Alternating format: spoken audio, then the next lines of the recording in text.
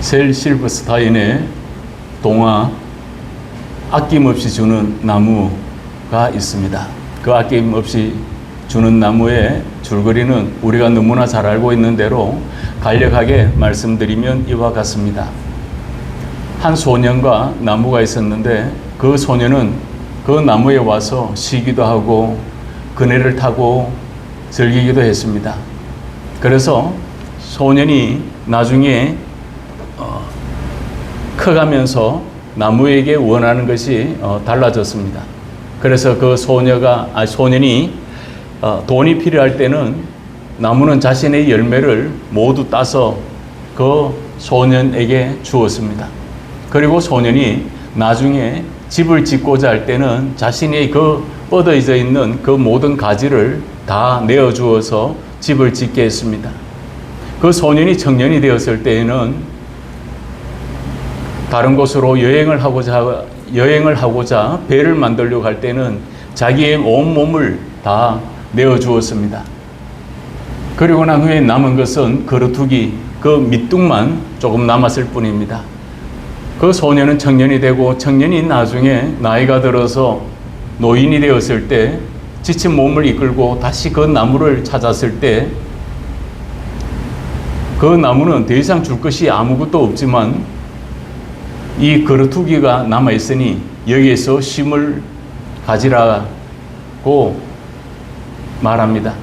그래서 그 소년은 이제는 어느새 노인이 되어서 기력이 다 쇠진하여 갈 때 그 아낌없이 주는 그 나무를 찾아와서 그 나무와 함께 행복한 시간을 보냈다고 하는 그런 한 이야기가 있습니다. 그런 것처럼 그 동화이지만 어쩌면 내리사랑을 이야기하는 부모의 사랑이 있을 수 있고 연인 간의 사랑이 있을 수 있고 또 여러 가지 사랑의 관계성을 표현하기도 합니다. 물론 문학가적인 비평적인 의미에서는 그것을 어떤 단점이나 장점으로 그리고 또한 긍정적이고 부정적인 부분으로 평가될 수는 있겠지만 사랑을 이야기할 때 제가 생각나는 한 동화가 있어서 설교 말씀 전에 미리 말씀을 드립니다. 그런 것처럼 우리가 우리의 인생의 여정 가운데 있어서 우리는 오늘 이 본문을 통해서 한 가지 그리고 또 몇 가지를 살펴보고자 하는 것이 있습니다.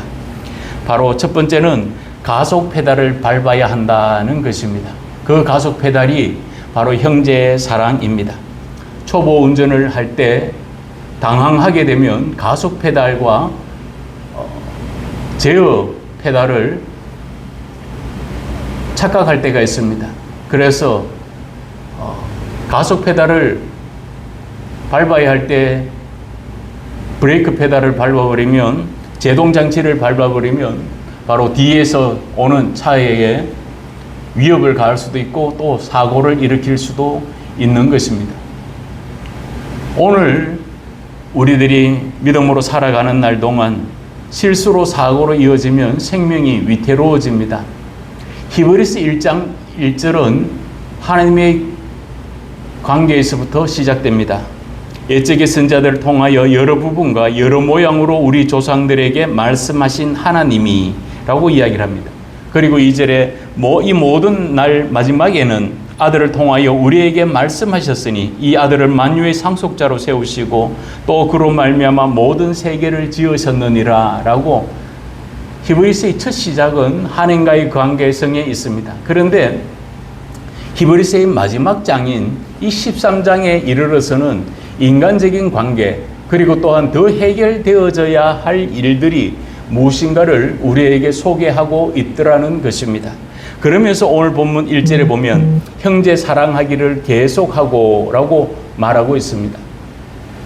형제나 자매 할 것 없이 남성과 여성을 어떤 성적인 성별을 이야기하는 것이 아니라 믿음의 지체들, 믿음의 공동체 식구들을 계속 사랑할 것을 성경은 이야기하고 있습니다.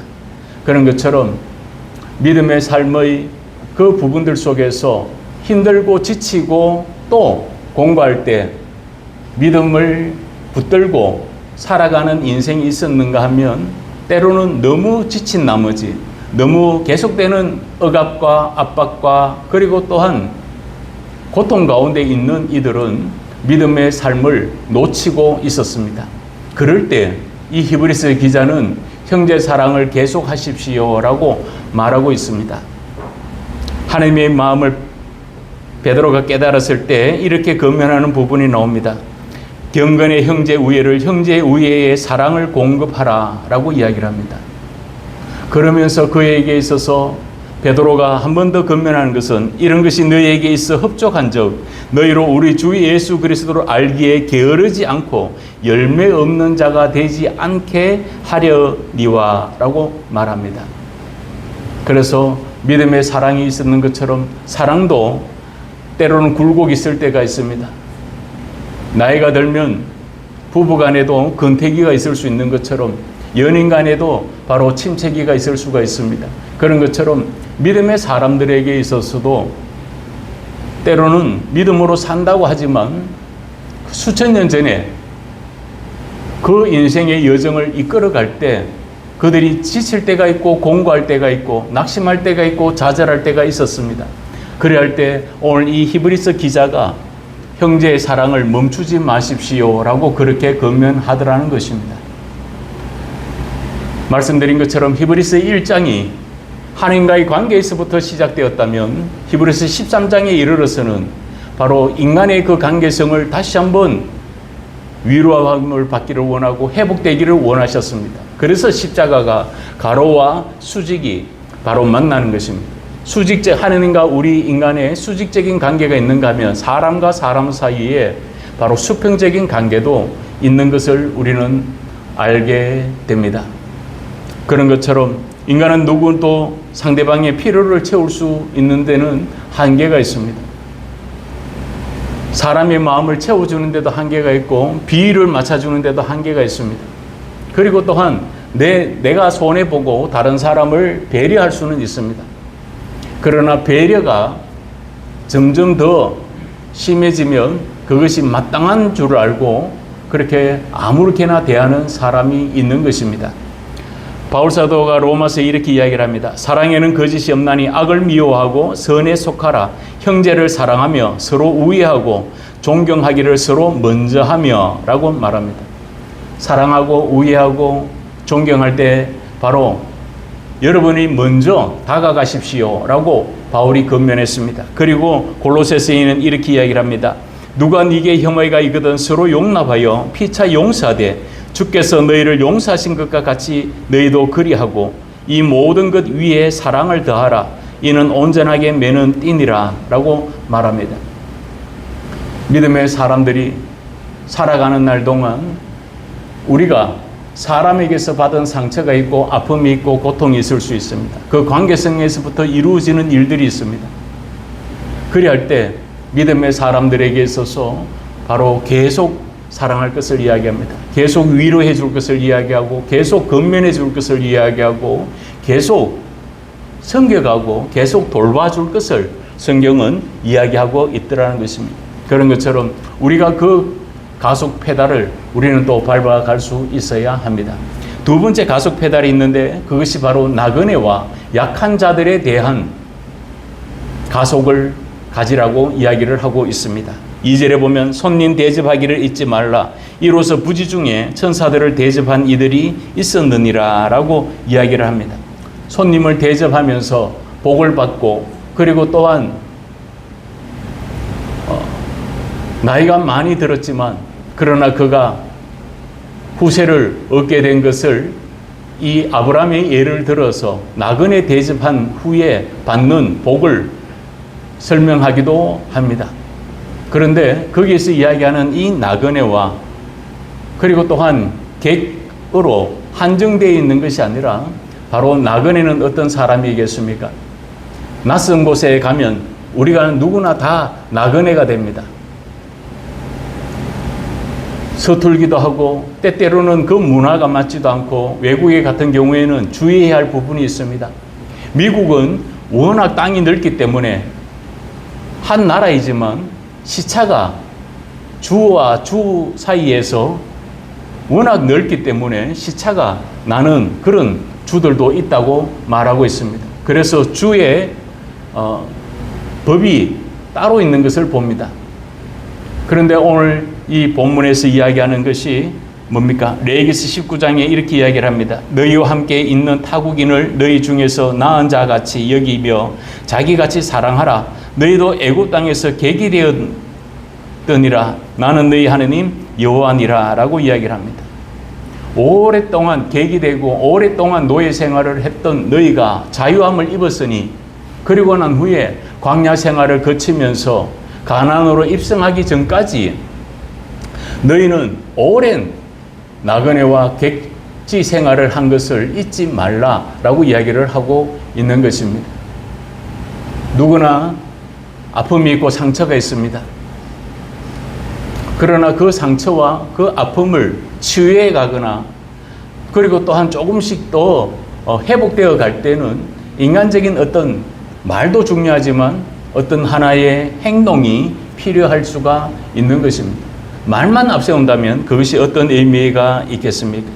우리가 믿음을 가진 자들이 그 당시에 점점 고통 가운데 있고, 때로는 감옥에 갇히기도 하고, 때로는 매질을 당하기도 하고, 때로는 믿음 하나 지키기 위해서 그들은 예수 믿는다고 하는 그 한 가지 사실 때문에 숱한 고난을 겪을 때도 있었습니다. 그 삶의 위기가 다가올 때 바로 감옥 안에 있는 사람은 감옥 밖에 있는 사람을 돌볼 형편이 안 됩니다. 그렇기 때문에 감옥 안에 갇혀 있는 믿음으로 고난을 받는 자가 있다면 그 가족들을 여러분이 바로 돌봐주십시오라고 하는 그런 부탁과 권면이 있었던 것을 우리는 봅니다. 오늘 본문 3절이 이렇게 말합니다. 너희도 함께 갇힌 것 같이 갇힌 자를 생각하고 너희도 몸을 가졌은즉 학대받는 자를 생각하라 라고 이야기를 하고 있습니다. 여러분들은 지금 비록 갇히지 않았고 학대를 받지 않는다고 하지만, 그러나 아직 학대를 받고 갇혀서 고난받는 자가 있습니다 라고 그렇게 권면하고 있는 것입니다. 우리는 예수 믿는 것이 너무 편할지도 모릅니다. 우리는 예배 드리는 것이 우리는 너무 자유스러운 교회이기도 합니다. 조국이기도 합니다. 그러나 예수를 믿어서 참수를 당하는 경우도 있고 엄청난 매질을 당하는 사람들도 있는 나라가 여전히 이 세계에는 존재합니다. 그렇기 때문에 오늘 이 본문에서 이야기하고 있는 이 부분은 바로 고난당하는 자를 생각하십시오 라고 말하고 있는 것입니다. 힘들고 지칠 때 바로 누군가가 나를 생각하고 있다면, 그래서 복음성가 가사 중에 누군가 날 위해 기도하네 라고 하는 그런 가사가 있습니다. 오늘 우리들은 믿음의 여정 가운데에서 기도해야 할 존재가 누구인가를 우리는 또 생각해 봐야 합니다. 당연히 나라와 민족을 위해서 기도해야 됩니다. 이 나라와 이 민족을 위해서, 또한 위태해져 가고 있는 그런 전국을 위해서도 우리는 더 기도해야 합니다. 그렇지만 성경에서 이야기하고 있는 것은 세상은 강한 자가 약한 자를 지배하는 구조입니다. 가진 자가 없는 자를 지배하는 그런 구조가 되면 안 됩니다. 그러나 힘이 있는 자가 힘이 없는 자를 돌봐야 한다는 것을 이야기하고 약한 자의 힘이 되라고 성경은 말하고 있는 것입니다. 그러므로 힘이 있을 때 약한 자를 돕고 힘이 없을 때 강한 자의 그 도움을 받는 것을 부끄러워하지 말 것을 말하고 있습니다. 전도서에는 이렇게 이야기를 합니다. 내가 다시 해 아래에서 행하는 모든 학대를 살펴보았도다. 보라 학대받는 자들의 눈물이로다. 그들에게 위로자가 없도다 라고 말합니다. 학대를 받고 고난을 받을 때 그를 위로할 자가 없어서 흘러내리는 눈물을 닦아줄 사람이 없고 상처를 싸매줄 사람이 없다고 오늘 이 전도서는 또한 이야기하고 있습니다. 그렇기 때문에 우리는 바로 믿음의 형제 사랑뿐만 아니라, 그리고 또한 고아와 객뿐만 아니라 연약하고 공고한 자들을 돌볼 것을 성경은 계속해서 말씀하고 있습니다. 그 다음에는 바로 가속 페달이 아닌 제동 페달을 밟아야 한다고 이야기를 합니다. 어떤 페달의 이름일까요? 바로 사랑과 소유에 관한 부분입니다. 그래서 오늘 본문 4절에 보면 모든 사람은 결혼을 기이 여기고 침소를 더럽히지 않게 하라. 음행하는 자들과 간음하는 자들을 하나님이 심판하시리라 라고 말합니다. 사랑이라고 하는 것은 참으로 존귀하고 귀한 것입니다. 연인 간의 사랑뿐만 아니라 부부 간의 사랑도 마찬가지입니다. 그래서 결혼을 하고 가정을 꾸릴 때 그 사랑에 관한 존귀함을 오늘 성경은 이야기하고 있습니다. 일전에 제가 어떤 한 청년들을 보았는데 그 청년들이 나와서 술집 앞에서 담배를 피면서 그런 이야기를 합니다. 안에 있는 친구를 가리키면서 저 문어발 친구 이렇게 이야기를 했습니다. 문어 친구 이렇게 이야기를 했습니다. 별명이 아마 문어인 모양입니다. 그래서 제가 그 창 이렇게 밖으로 창 안으로 이렇게 살펴보니까 문어는 보통 이렇게 머리가 민머리가 많습니다. 그런데 민머리도 아니고 머리숱도 많았습니다. 그런데 밖에 있는 친구들이 저 문어 글마 그거 이러면서 친구 간에는 이렇게 좀 욕 아닌 욕을 이렇게 보통 많이 하잖아요. 그래서 나중에 왜 저 친구 이름이 문어일까라고 생각하고 있었는데 옆에 있던 친구가 저의 궁금증을 해소하는 말이 있었습니다. 야, 자는 양다리 정도가 아니라 세 다리, 네 다리, 문어다리야. 그렇게 이야기를 합니다. 그러면서 그래서 그 친구 별명이 문어인 모양입니다. 믿음의 사람들 가운데서 하나님의 약속을 가진 그 사랑이라고 하는 것은 이 성적인 부분은 참으로 소중하고 아름다운 것입니다. 잠언 15장에 보면 이런 말씀이 나옵니다. 너는 너의 우물에서 물을 마시며 너의 샘에서 흐르는 물을 마시라. 어찌하여 너의 샘물을 집 밖으로 넘치게 하겠으며 너의 도랑물을 거리로 흘러가게 하겠느냐. 그 물로 너에게만 있게 하고 타인으로 더불어 그것을 나누지 말라라고 이야기를 하고 있습니다. 그래서 그 사랑에 관한 부분이 왜곡되면 그것은 엄난함이 되고 폐역한 세대가 된다는 것을 성경은 말씀하고 있는 것입니다. 그렇기 때문에 우리가 그 순결하고 그 소중한 성적인 부분이 피폐되고 폐역되고 그리고 또한 엄난함에 이르지 아니하도록 주의할 것을 이야기하고 있습니다. 그러면서 한 가지 더 제어 페달을 이야기합니다. 그것이 바로 물질에 관한 부분입니다. 5절에 보면 돈을 사랑하지 말고 있는 바를 족한 줄로 알라라고 이야기를 하고 있습니다. 세상에 돈 싫어하는 사람이 어디 있겠습니까? 일전에 어떤 식당에 가니까 겨울철에 방석이 있는데 그 방석에 보니까 돈방석이었습니다. 그리고 어떤 분은 속옷도 화폐 무늬가 있는 그런 것으로 속옷을 입고 다니면서 부에 대한 그리고 또한 형통과 그리고 또 부자에 관한 열망을 가진 사람을 본 적이 있습니다. 오늘 우리는 성경은 이야기합니다. 돈을 사랑하지 말라고 했지 돈을 집착하지 말라고 했지 돈이 필요하지 않다고 성경은 말씀한 것이 아닙니다. 예전에 아합과 이세벨의 그 폭정을 견디지 못하고 우상을 섬기는 그런 자들이 바알을 섬기는 자들에게서부터 도망친 이세벨의 칼날을 피해서 도망친 엘리야를 하나님이 제일 먼저 피하게 하신 곳이 있습니다.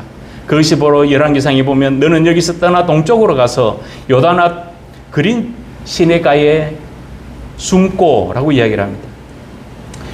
그 당시는 물이 메마를 때였습니다. 물이 귀할 때이고 또 살아가는 숨을 곳이 없었습니다.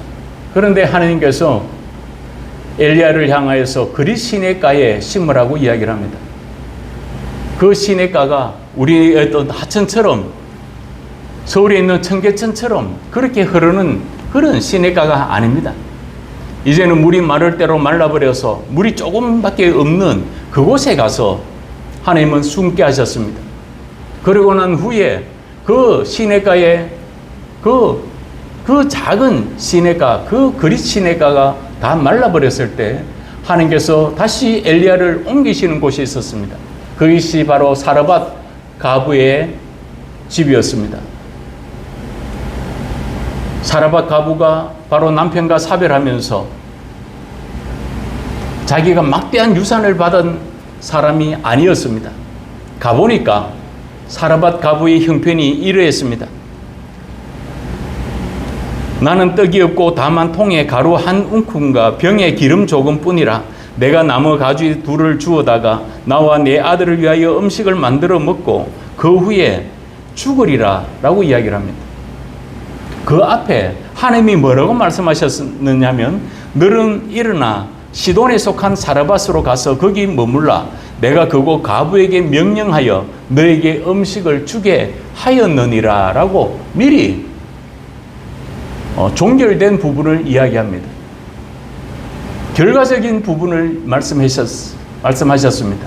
그래서 엘리야는 그 말을 듣고 이 사르밧 가부의 집에 가면 모든 것이 있겠구나 라고 생각했는데 읽어드린 말씀처럼 사르밧 그 가부는 자기의 자녀들과 함께 마지막 남은 가루, 마지막 남은 그 기름으로 떡을 하나 만들어 먹고 전병을 하나 만들어 먹고 이제는 죽을 날만 기다리고 있는 그런 형편의 처지였습니다.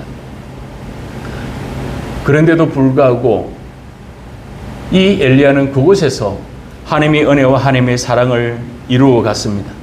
그래서 결과적으로 성경에 보면 이스라엘 하나님 여호와의 말씀이 나 여호와가 비를 지면에 내리는 날까지 그 통에 가루가 떨어지지 아니하고 그 병에 기름이 없어지지 아니하리라 하셨느니라 라고 이야기를 하고 있습니다.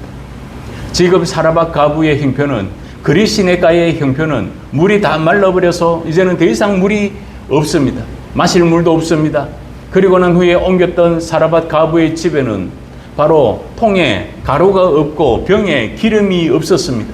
그러나 하나님은 그 환경 가운데서 통에 가루가 다 하지 아니할 것이고 병에 기름이 다 하지 아니하도록 내가 너를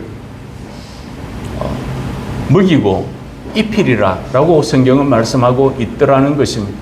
그런 것처럼 오늘 우리를 향한 하나님의 놀라운 사랑은 5절 후반부에 그가 이렇게 이야기를 합니다. 그가 친히 말씀하시기를 내가 결코 너희를 버리지 아니하고 너희를 떠나지 아니하리라 하셨느니라 라고 말합니다. 그리고 난 후에 8절에 보면 예수 그리스도는 어제나 오늘이나 영원토록 동일하시니라 라고 말합니다. 하나님의 말씀은 영원히 변함이 없는 것입니다. 삶의 환경은 배고프고 굶주린 상황이었고 부족한 것 투성이었고 고난과 역경의 순간에 있었지만 그러나 하나님의 말씀이 임할 때 그 하나님의 약속은 분명히 모든 것들을 채워서 갔습니다. 그런 것처럼 오늘 우리는 하나님의 도우심 가운데에서 우리가 주의해야 할 부분이 성적인 부분이고 그리고 또 주의해야 될 부분이 물질에 관한 부분입니다. 그리고 마지막 세 번째는 계속해야 할 삶의 자리가 있다고 성경은 말씀하고 있습니다. 제가 교회에 오면서 어느 한 분이 올린 글을 보았는데 개그맨 이동우 씨라고 하는 분이 있는데 그분이 실명을 했습니다. 그래서 시각을 다 잃어버리게 되었습니다. 그런데 어떤 분이 이 이동우 개그맨에게 이분에게 자기 망막을 기증하겠다고 이야기를 했습니다. 그래서 갔는데 얼마나 반가웠겠습니까?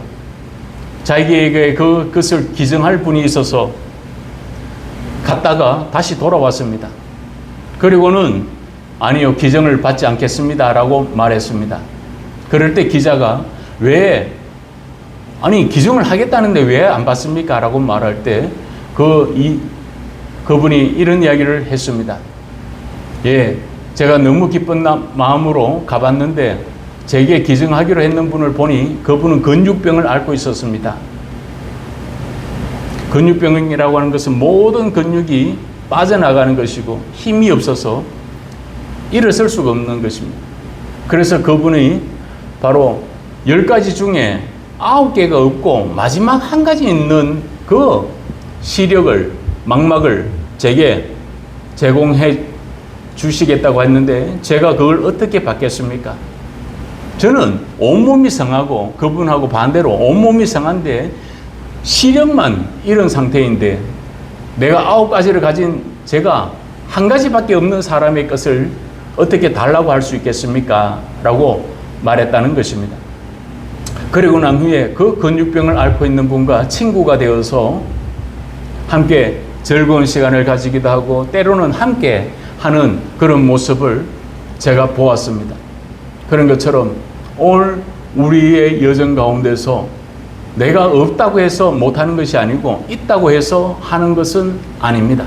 모든 것이 마음에 달려있고 모든 것이 바로 믿음에 달려있는 것입니다. 오늘 보면 15절에 말합니다. 그러므로 우리는 예수로 말미암아 항상 찬송의 제사를 하나님께 드리자. 이는 그 이름을 정언하는 입술의 열매니라 라고 이야기를 합니다. 하나님께 찬미의 제사를 드리자고 했습니다. 하나님께 찬양하고 하나님께 기도하고 하나님을 바라보는 예배가 우리 삶들 속에 계속되어져야 할 것을 성경은 말하고 있습니다. 시편에 보니 이렇게 말합니다. 하나님이 구하시는 제사는 상한 심령이라 하나님이여 상하고 통회하는 마음을 주께서 멸시치 아니하시리이다 라고 말하고 있습니다. 그뿐만 아닙니다. 호세아가 이렇게 말합니다. 너는 말씀을 가지고 여호와께로 돌아와서 아뢰기를 모든 불의를 제거하시고 선한 바를 받으소서 우리가 수송아지를 대신하여 입술의 열매를 주께 드리리이다 라고 말합니다.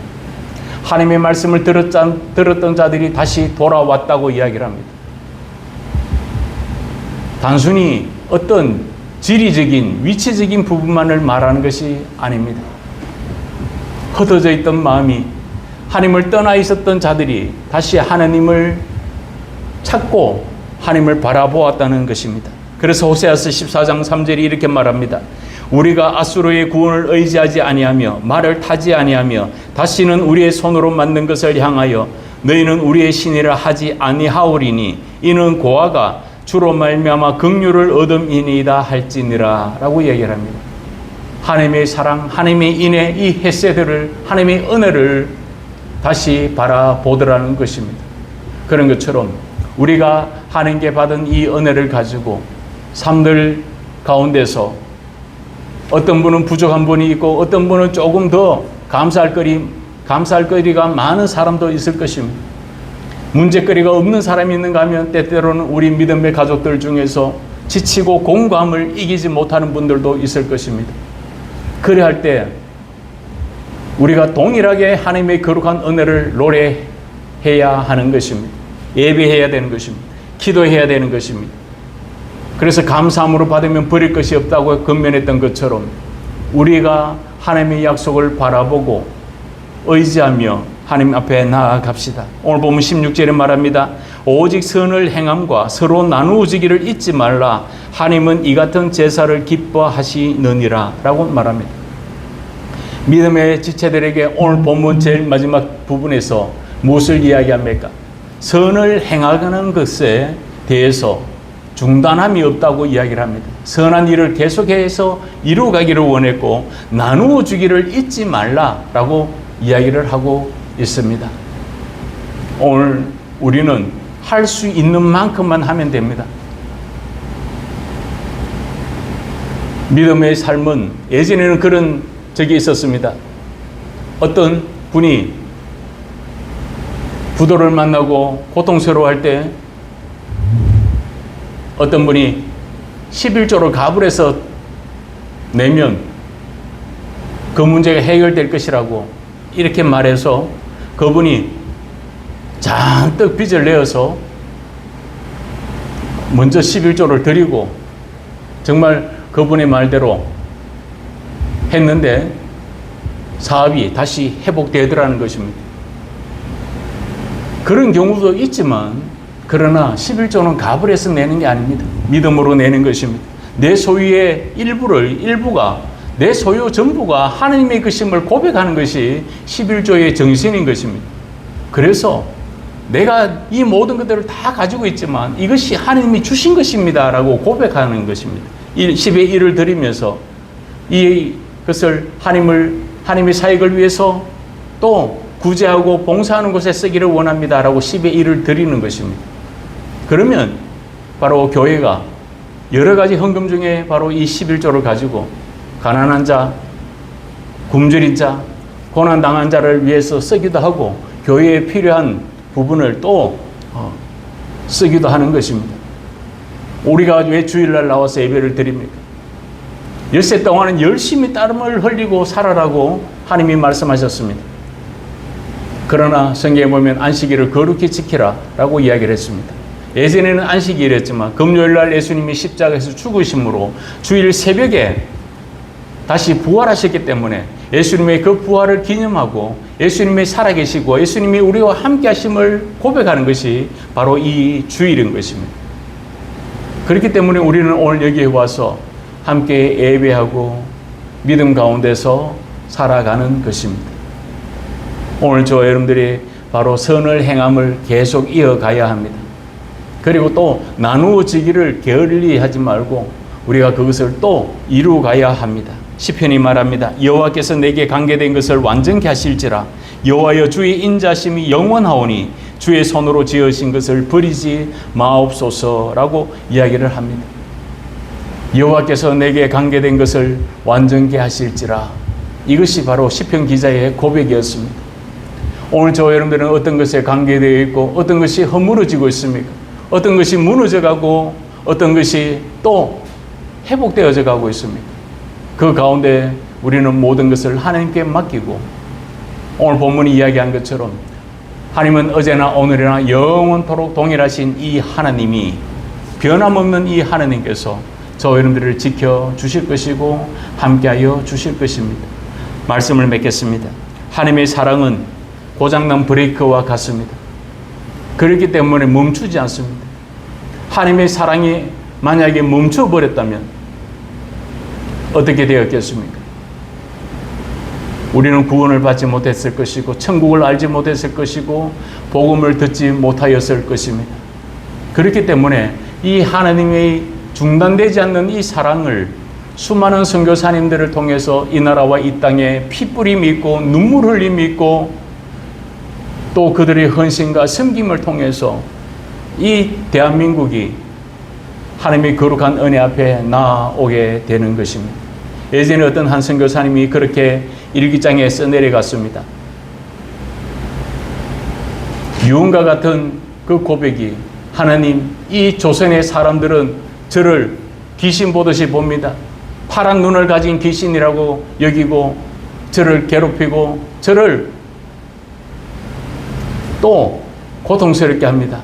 그러나 하나님, 이 조선이 이 마귀와 이 사탄에서 불신앙에서부터 벗어나서 하나님의 도우심을 구할 수 있는 복음이 임하고 구원의 은혜가 임하는 나라가 되게 하여 주옵소서라고 일기장에 써내려간 것이 있습니다.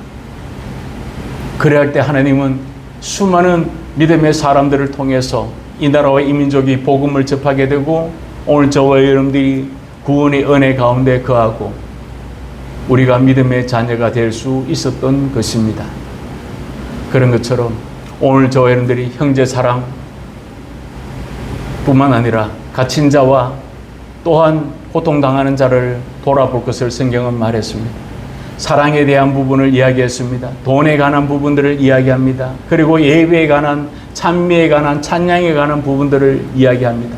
그러나 그 모든 것들 속에서 우리는 중단 없는 전진을 해가야 할 부분이 있고 멈춰서라고 할 때 우리가 함께 멈춰설 수 있는, 그러므로 너희는 이 세대를 본받지 말고 오직 마음을 새롭게 함으로 변화를 받아 하나님이 기뻐하시고 온전한 뜻이 무엇인지 분별하라 라고 말씀하신 것처럼 우리가 하나님의 거룩한 은혜 안에 거합시다. 하나님의 도우심을 바라봅시다. 하나님의 약속의 의지를 가지고 하나님의 거룩한 은혜의 언약이 성취될 때까지 포기하지 않고 낙심하지 아니하고 인내하며 하나님의 도우심을 구하여 가는 저 여러분들 되시기를 주님의 이름으로 부탁을 드립니다. 이 시간에 우리 기도 제목을 두고 함께 같이 기도합시다. 첫 번째는 우리들의 사랑이 식지 않고 형제 사랑과 섬김과 협력이 계속되게 하소서라고 기도합시다. 두 번째는 세상 유혹 속에서도 임재의 약속을 붙들고 거룩과 순전함을 지키게 하소서라고 기도합시다. 세 번째는 드려지는 예배를 통해 위로와 회복, 은혜의 풍성함을 얻고 나눔으로 이어지게 하소서라고 하는 이 세 가지 기도의 제목을 두고 우리 잠시 함께 같이 기도합시다.